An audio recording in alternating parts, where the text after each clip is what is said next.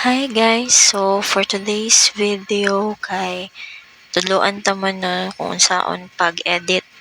So basic lang ni ako guys ha, dili ko professional. Disclaimer lang. So akong ginagamit na app is CapCut kay mas dali ra siya. So dili ka sa new project. Then ipang-click nimo ang video kung unsa imuhang i-post or i-edit. Lisod lang jud siya pagkauna pero pag madugay makabalo lang jud mo. So practice makes perfect jud na. So nangita pa ko no kung unsa ako ang i-edit. So example naman ni siya no. So kanilang sang isa no. So click add, then mosulod na ka diri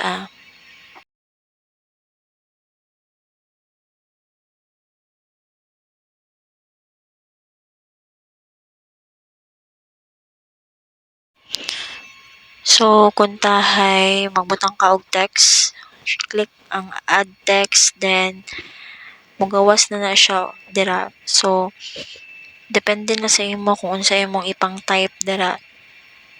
So pwede pud ka makapili og mga colors or style no nara dira no sa font style, effect, animations no dira na tanan.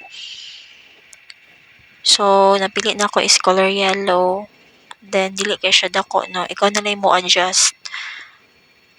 Then kung okay na ka, click lang ang check. Then kung gusto nimo na effects, so press ako gusto na ko og type. So click lang na dira.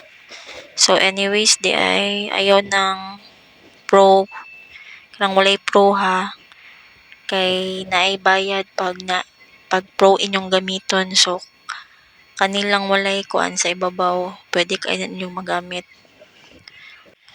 Kung mogamit pud mo og CapCut kay kailangan pud og naay wifi. So pag mag voice over sad man click na nyo itong audio then record. Pwede kayo mo mag-audio effects pero sama sa kong giingon ayaw tong naay pro kay na-jud to siya bayad. So mangita mo tong walay mga pro. Kay baguhan pa man ta so dili sa ta magbayad no. So pwede raman ta mag-edit na wala tay mabayaran. Kung tahay feeling nimo no taas ra kayo ang video niya. Unya dili nimo i-delete. So pwede kayo nimo na siya i-speed no. So i-split pa na siya nimo kung asa kutob imuhang papaspason.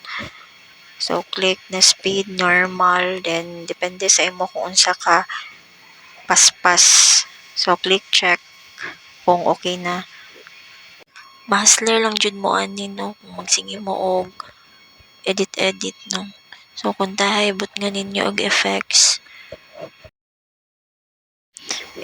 like kanang mga araw-araw or kanang gusto ninyo i-adjust sila. So pwede kaayo no. So basically na edit guys no, dili ni siya ingon na pang professional jud. Pero pwede na jud siya ma-post through FB. Basta maning kamot lang jud tag post per me. No, kay si Facebook gusto niya consistency jud. Kailangan magsige jud tag post kay para ma-monetize ta. Dili man ni panghambog ato ano kay ato pang warta.